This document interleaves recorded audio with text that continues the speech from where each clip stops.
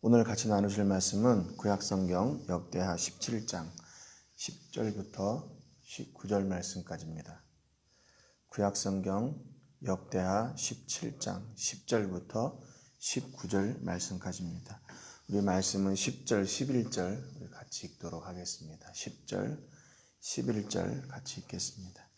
여호와께서 유다 사방의 모든 나라에 두려움을 주사 여호사밧과 싸우지 못하게 하시매 블레셋 사람들 중에서는 여호사밧에게 예물을 드리며 은으로 조공을 바쳤고 아라비아 사람들도 짐승떼 곧 수량 7,700마리와 수렴소 7,700마리를 드렸더라. 아멘.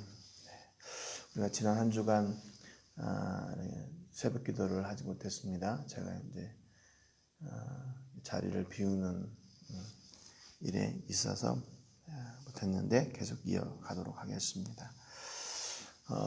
유다의 그 왕이 아사를 이어서 그의 아들 여호사밧이 유다의 왕이 됐죠. 여호사밧은 자기 아버지 아사의 개혁이 두 번이나 진행되었지만 오래 가지 못했던 것을 잘 알고 있었습니다. 10년, 한 번은 13년, 그 뒤에는 또 변하고 또 돌아가고 이렇게 되었다고 말씀을 드렸었죠. 그래서 이 여호사밧이 왕이 된 뒤에 그는 각 성읍을 든든하게 하고 그리고 자기 방백들과 레위인들과 제사장들을 각 백성들에게 보내서 그들에게 하나님의 말씀을 가르치는 그런 종교개혁이 겉으로만의 종교개혁이 아니라 그 종교개혁에서 돌아오지 않고 끝까지 그 믿음을 지키고 하나님의 길에 설 수 있는 그런 방법이 무엇인가? 바로 하나님의 말씀을 가르치는 것이었다라는 것을 여호사밧이 깨닫고 그렇게 말씀의 교육도 쉬지 않았습니다. 그런데 이렇게 여호사밧이 개혁 가운데 서 있을 때에 하나님 말씀을 따라서 하는 그 일에 서 있었을 때에 10절에 보니까 여호와께서 유다 사방의 모든 나라에 두려움을 주사 여호사밧과 싸우지 못하게 하시매라고 성경이 기록하고 있어요. 여러분 임금이 됐다면 그 나라를 안전하게 지키는 것, 그것 또한 임금이 해야 될 일이죠. 그런데 그 일은 누가 책임져 주셨나? 여호사밧이 어떻게 해가지고 이렇게 하면 나라들이 우리를 두려워하고 우리나라가 더욱 강해지겠지. 이렇게 계획을 해서 이루어진 일이 아니라 하나님께서 유다 사방의 모든 나라에 두려움을 주셨대요. 그러니까 유다를 둘러싸고 있는 모든 열방들로 하여금 이방 나라들로 하여금 유다를 두렵게 하셨다고 말씀하고 있어요. 그러니까 그들이 유다를 볼 때에 이게 뭐 두려운 것이 있어서 두려운 것이 아니라 하나님께서 그들에게 두려운 마음을 주셨대요. 그래서 여호사밧과 싸우지 못하게 하셨대요. 그러니까 하나님께서 유다를 지키시는 그 강한 펴신 손과 팔로 그들을 지키시고 보호하셨다라고 성경이 말씀하고 있습니다. 마태복음 6장 33절에 보니까 그런즉 너희는 먼저 그의 나라와 의를 구하라 그리하면 이 모든 것을 너희에게 더하시리라 그랬어요. 여호사밧이 이렇게 모두 다 이쪽도 뭐 개혁하는 일들도 또 나라를 어떻게 하면 부강하게 하나 저들이 어떻게 하면 우리를 두려워하게 할까 그것을 신경 쓴 게 아니라 그가 하나님의 일을 선하게 믿음으로 잘 감당하니까 하나님께서 그 여호사밧을 온전하게 더 든든하게 세워주신 겁니다. 얕보지 못한 거죠. 깔보지 못했어요. 저 유다를 보고 두려워하게 됐어요. 여러분 이것이 바로 신앙의 신비예요. 신앙의 신비. 내가 하지도 않은 그 일들이 하나님께서 책임져 주시니까 세상 그 어떤 사람들이 했던 것보다도 내가 노력하고 투자했던 것보다도 더 놀라운 결과를 가져오게 되는 겁니다. 여러분 그러니까 우리가 하나님의 일을 하는 데 있어서 두려워할 게 없어요. 내가 이렇게 시간이 없고 물질이 없고 능력이 없고 뭐 이렇게 내가 준비가 잘 안 돼 있고 내가 안 해본 것이고 그렇게 두려워할 게 없다는 겁니다. 왜냐하면 우리가 이렇게 하나님의 일을 감당할 때에 우리가 필요한 일들은 하나님께서 대신해서 이루어 주시기 때문이라는 거죠. 우리는 하나님의 일을, 하나님은 우리의 일을 감당해 주신다는 겁니다. 여러분 자칫 잘못 생각하면 우리가 어떻게 하나님의 일을 해? 우리가 어떻게 하나님의 일을 하는데 하나님은 또 우리의 일을 이렇게 책임져 주신대. 이렇게 생각할 수가 있지요. 여러분 하나님이 원하시는 일 보세요. 오늘 이 여호사밧을 통해서 이루신 하나님의 일은 어떤 겁니까? 솔로몬과 같이 뭐 거대한 성전을 짓는 일입니까? 아니면 열방들을 치고 계속해서 나라를 더 넓혀가는 일입니까? 성전 곳간에 재물을 쌓아두는 일입니까? 아니에요. 하나님께서 여호사밧을 통해서 이루신 일은 그냥 하나님이 기뻐하시는 일, 우상들을 다 없애고 하나님의 말씀을 배우고 가르치는 일, 그것이었어요. 그랬더니 하나님께서 그들로 하여금 많은 열방들에게 두려움의 대상이 되게 만들어 주셨어요. 그것은 누가 하신 일이냐? 하나님이 하신 일이에요. 여호사밧과 그 백성들이 했던 일은 열심히 하나님이 기뻐하시는 그 일을 감당했던 거. 그게 바로 하나님의 일을 하는 거죠. 하나님의 일을 했더니 먼저 그의 나라와 의를 구했더니 그 외에 필요한 모든 것들을 하나님께서 더해 주셨어요. 덤으로 주셨어요.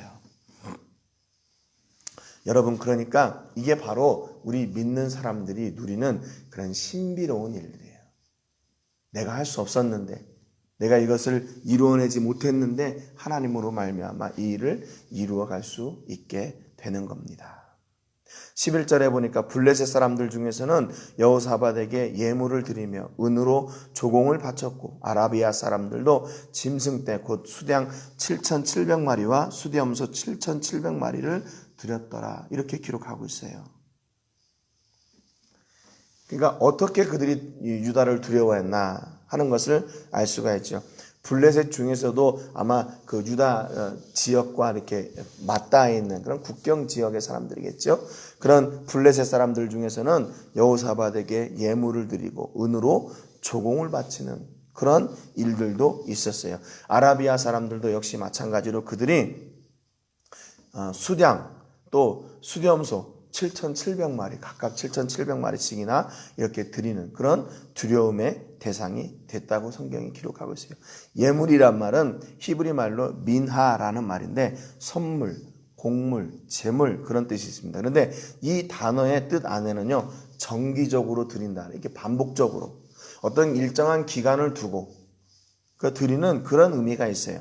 그리고 이 조공이란 말은 히브리 말로 마사라는 말인데 이게 짐, 들어올림, 운반함, 곡물 그런 뜻이 있는데 이게 짐이라는 의미가 어떤 의미냐면 낙이나 낙타나 이런 그 노새 이런 데 위에 이렇게 실어져 있는 짐을 이야기할 때 마사 그럽니다. 그러니까 그냥 단순히 어떤 이렇게 작게 이렇게 들고 다닐 수 있는 그런 선물이나 짐이 아니라 이렇게 약대나 낙타, 노새 이런 데다가 올려놓는 그렇게 큰 짐들을 이야기하는 거예요. 그러니까 은으로 조공을 바쳤고 이 말은 그만큼 은이 그냥 이렇게 조금 드린 게 아니라 이런 운반 도구들을 통해서 많이 드렸다 이렇게 우리가 해석을 할 수가 있습니다.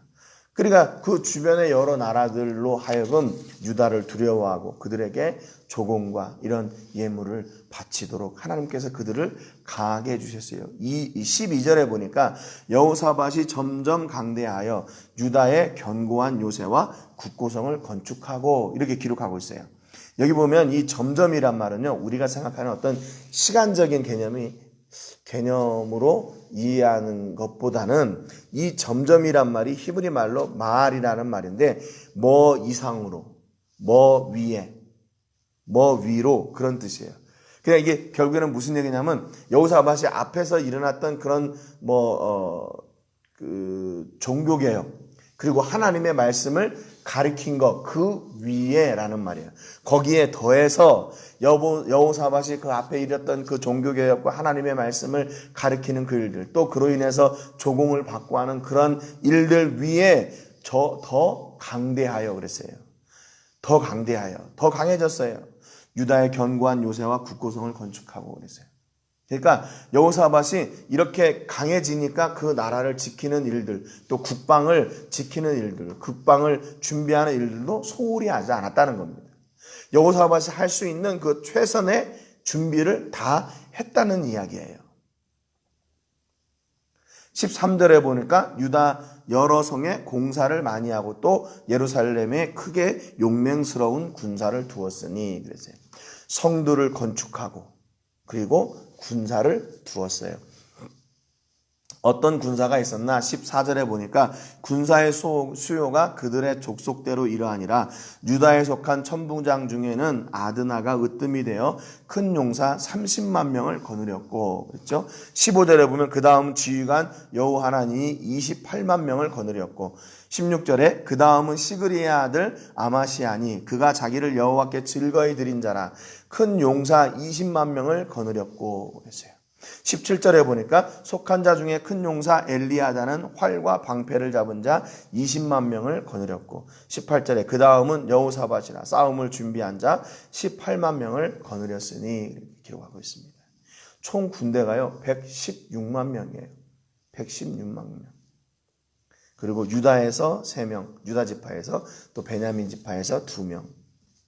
이렇게 각 지휘관들 아래 군인들이 30만, 28만, 20만, 20만, 18만, 116만 명이 그 여호사밧의 군사들입니다. 여기 보면 군사들을 칭하는 말들이 있죠. 큰 용사예요. 아주 힘세고 전쟁에 능한 자들, 또 활과 방패를 잡은 자들, 또 여호사밧을 호위하는 자들. 그러니까 이 사람들이 이렇게 군대가 많아졌어요. 또 19절에 보면 이는 다 왕을 모시는 자요 이외에 또 온 유다 견고한 성읍들의 왕이 군사를 두었더라 이렇게 기록하고 있습니다. 그러니까 116만 명의 정예군이 따로 있고 또 각 성에 군대가 있는지 아니면 각 성에 있는 군대까지 합쳐서 116만 명인지 뭐 이렇게 이게 해석이 좀 분분하더라고요. 전체가 116만 명이다 아니면 116만 명 이외에 또 다른 그런 정규군 이외의 비정규군들이 또 이렇게 각 성읍에 있다 이렇게 해석하는 것도 있는데 아무튼 간에 여기 성경에 언급된 116만 명의 군대는요 앞에 역대하 14장 8절에 보면 여호사밧의 아버지 아사의 군대가 몇 명이었나 기록되고 있거든요. 역대하 14장 8절에 보면 아사의 군대는 유다 중에서 큰 방패와 창을 잡는 자가 30만 명이요 베냐민 중에서 작은 방패를 잡으며 활을 당기는 자가 28만 명이라 그랬습니다. 이때 군대가요 58만 명이에요. 58만 명. 그런데 여호사밧의 군대는 116만 명. 2배예요. 2배. 딱 갑절이 됐어요. 이 지금 여호사밧이 우리가 나라가 강해져야 되니까 군사를 더 많이 모아야 돼. 그래가지고 막 특수 군사학교를 세우고 이래가지고 그 나라가 유다의 군대가 갑자기 많아진 게 아니에요. 막 군사를 양성하고 훈련하고 막 이렇게 군사학교를 짓고 이래서 된 게 아니에요. 여호사밧이 준비했던 일은 뭐예요? 우상을 타파하고 또 하나님의 말씀을 가르치고 그렇게 했던 건데 하나님께서 그 나라를 부강하게 하시니까 주변국들로 하여금 예물과 조공과 이런 것들을 바치게 하고 또 그것을 지켜야 되니까 국고성을 세우고 사람들을 세우다 보니까 사람들이 이렇게 많아지게 된 거예요. 군인들을 먼저 세우니까 그 나라가 강해지고 그 나라가 강해지니까 주변 사람들이 그 나라를 두려워하고 그러니까 거기에 조공을 바치고 그리고 나서 종교개혁을 하고 이렇게 말씀을 가르치고 이렇게 거꾸로 역순이 된 게 아니에요. 여러분 그런데 세상에서는 이 순서가 어떻게 된다고 생각을 해야 될까요? 지금 제가 방금 말씀드린 것처럼 이거예요. 군대가 많아지고 나라가 부강해지고 주변 사람들이 두려워하고 그 사람들이 조공을 바치고 그러다 보니까 그걸 지키기 위해서 다시 이렇게 성을 세우고 그리고 종교개혁하고 이게 아니에요.